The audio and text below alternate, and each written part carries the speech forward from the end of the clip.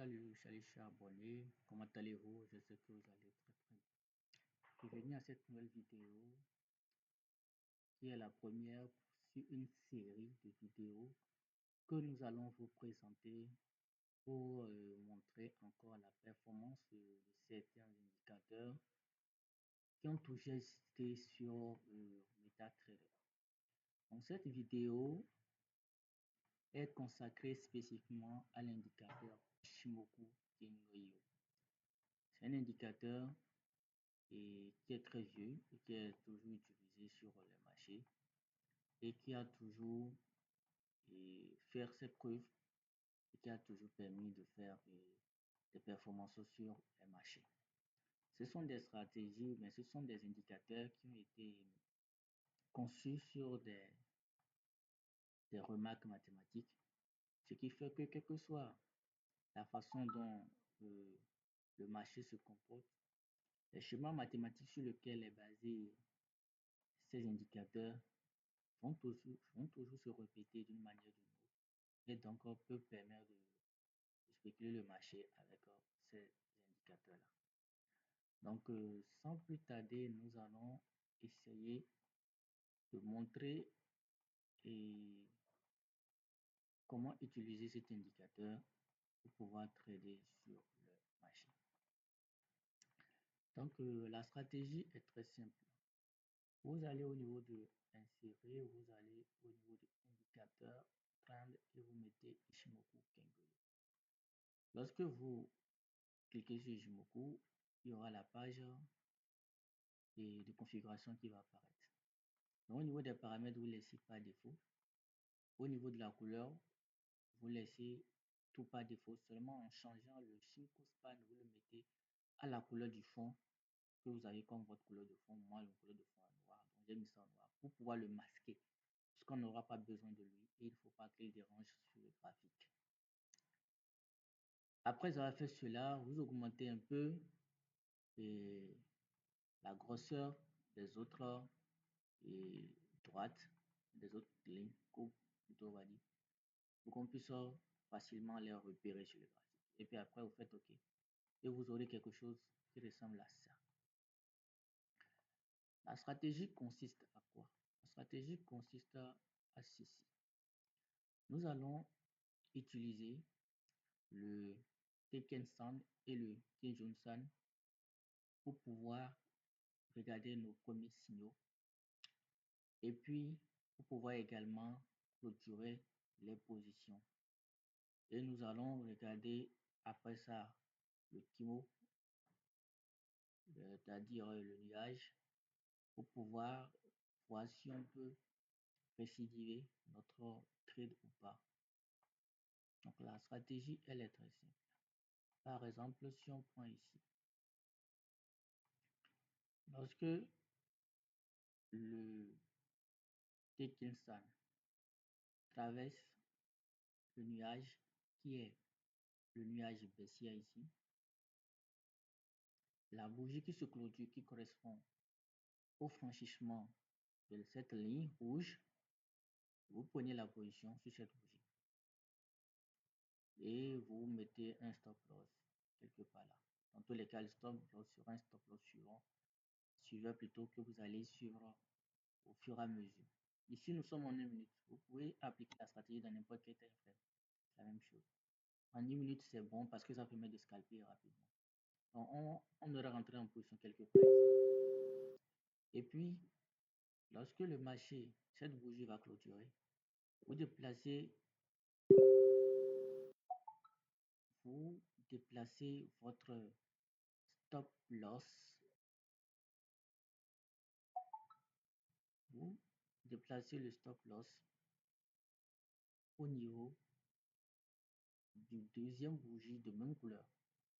Donc nous sommes au niveau, on était rentré en position ici, cette bougie s'est clôturée. Mon stop loss va se déplacer pour venir ici, là comme ça. Et puis nous continuons pas à regarder le marché. Lorsque le marché se clôture avec une bougie qui va au-dessus de la dernière bougie la plus haute, d'abord on a cette petite bougie de couleur verte également, aussi qui qui va dans la direction de notre trade, c'est clôturé. Donc, nous allons déplacer le stop loss ici. Donc, lorsque cette bougie plutôt va se clôturer, elle a déjà atteint le plus haut. C'est vrai qu'elle s'est clôturée un peu plus bas. Donc, nous allons déplacer le stop loss ici. Lorsque celui-ci va se clôturer, nous allons déplacer le stop loss ici. Ainsi de suite. Là, lorsque lui s'est clôturé, le stop loss va se déplacer là. Lorsque lui s'est clôturé, le stop loss va se déplacer ici. C'est la deuxième bougie de couleur verte. Et lorsque celui-ci s'est clôturé, le stop loss va se déplacer là. Ainsi de suite. Jusqu'à ce que, à un moment, le stop loss se fasse toucher. Parce que quand on sera ici, par exemple, le stop loss va se placer ici. Lorsque celle-ci va se clôturer, dans une bougie de couleur baissier, non, ne serait pas considéré. Donc le marché va tomber, le stop loss c'était quelque part ici. Donc, le marché va tomber et puis va nous sortir. Donc on aurait pris de là à là comme profit. Donc c'est un peu ça. Maintenant en cas de range, comme cette zone de range par exemple, il faut faire très attention. Lorsque par exemple le bougie vient, et dit bougie, la Dickinson vient casser ici, on voit qu'il vient casser sur un nuage baissier. Ça c'est pas valide. C'est pas valide. On ne peut pas prendre un truc. Donc quand les nuages sont souvent petits comme ça, le mieux c'est de ne pas prendre, laisser le nuage se constituer correctement avant que le signal ne se place. Quand on regarde ici, cette zone de range, le nuage est petit comme ça. Là, il faut laisser. Pour ça, quand on voyait que lors de la cassure, l'un des droites, c'est-à-dire que ce soit le Kijun Bene, Dickinson, est plat, c'est-à-dire que nous sommes en zone de range, là vous laissez. Là vous laissez. Donc quand on vient ici, on n'était que pas là. On vient ici, donc le marché traverse, casse là. Au moment de la cassure, on est là. Maintenant, il faut aussi regarder que au moment de la cassure, la bougie de clôture soit dans la direction. Donc baissière quoi. Ici par exemple baissière, là-bas ce serait haussière. Donc on place notre position on vend là. Et puis on suit la logique de déplacement du stop loss. Donc quand on se récupère pas ici, le stop loss se récupère pas là, lui va venir, il va nous sortir et puis on va penser petit pas, cette petite pas là plutôt. Et de là quelque part là, comme ok. En une minute ça sera du scalping, mais si vous faites ça sur des contrats inflammes, les récompenses seront plus importantes. Et là, lorsque on regarde cette cassure par exemple, la cassure sait faire sur le bon nuage, mais avec une mèche, une bougie qui n'est pas de la bonne couleur. Donc c'est un peu ça. Quand on regarde ici, la cassure sait faire sur un nuage de mauvaise couleur. Donc ça ne nous intéresse pas. Ça ne nous intéresse pas, même si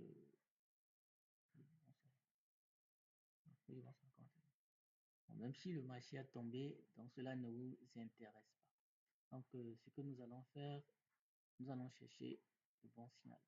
Donc le bon signal va se produire ici. Donc, on a une cassure là avec une bougie de bonne couleur.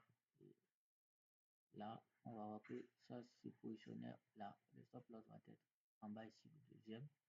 Donc le marché en venant clôturer ici, qui est plus haut que là, le stop loss va se positionner ici et ainsi de suite.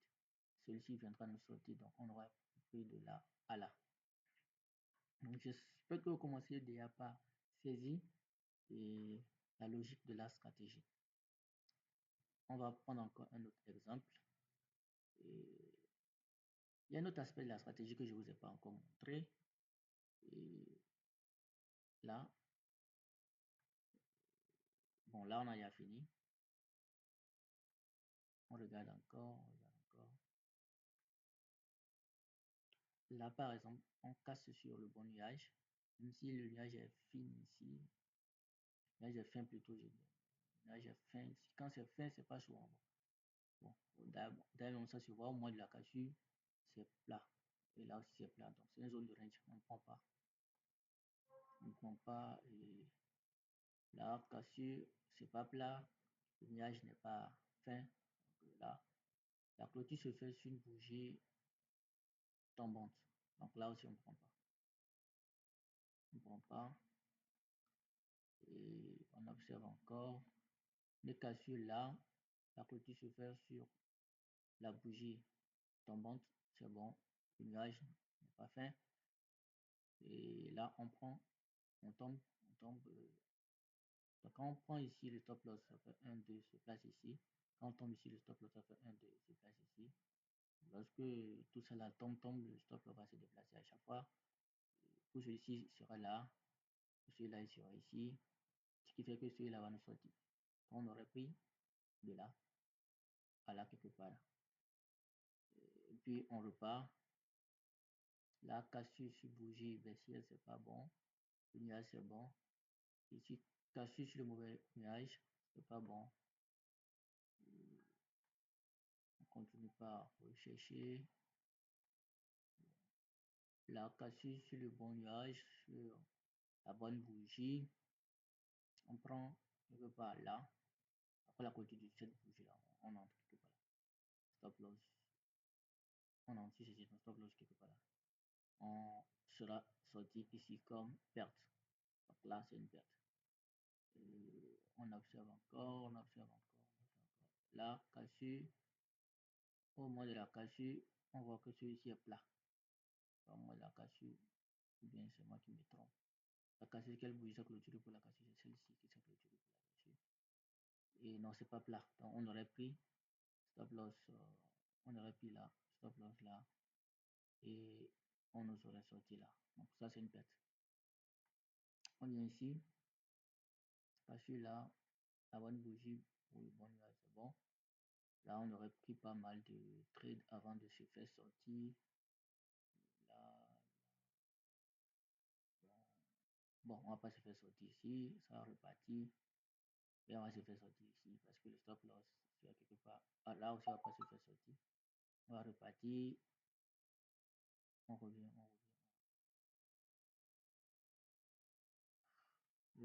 On va se faire sortir ici. On aurait pris de là à là. C'est intéressant. Il y a un cas que je veux vous montrer spécifiquement que je n'ai pas encore vu. Il y a un cas que je veux montrer spécifiquement que je n'ai pas encore vu.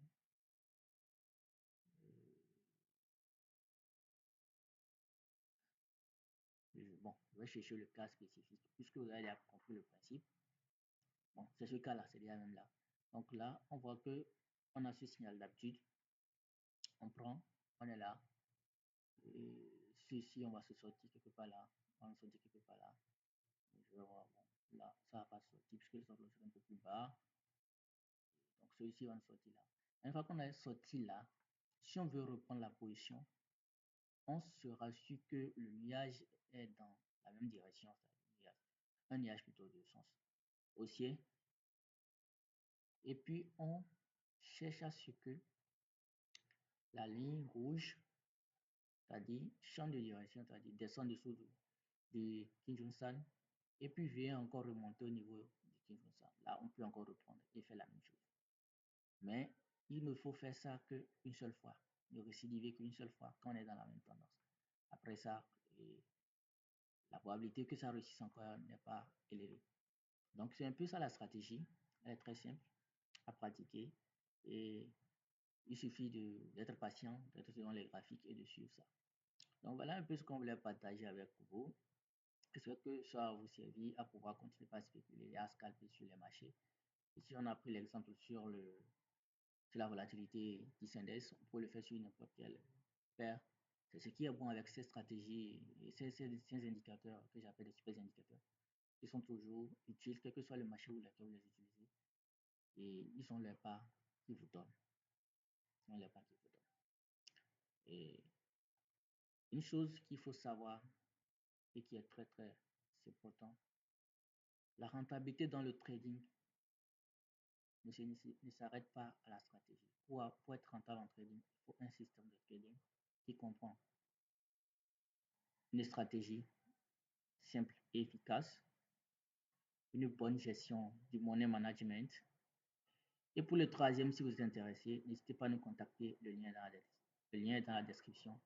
On se dit à tout moment. Bye bye.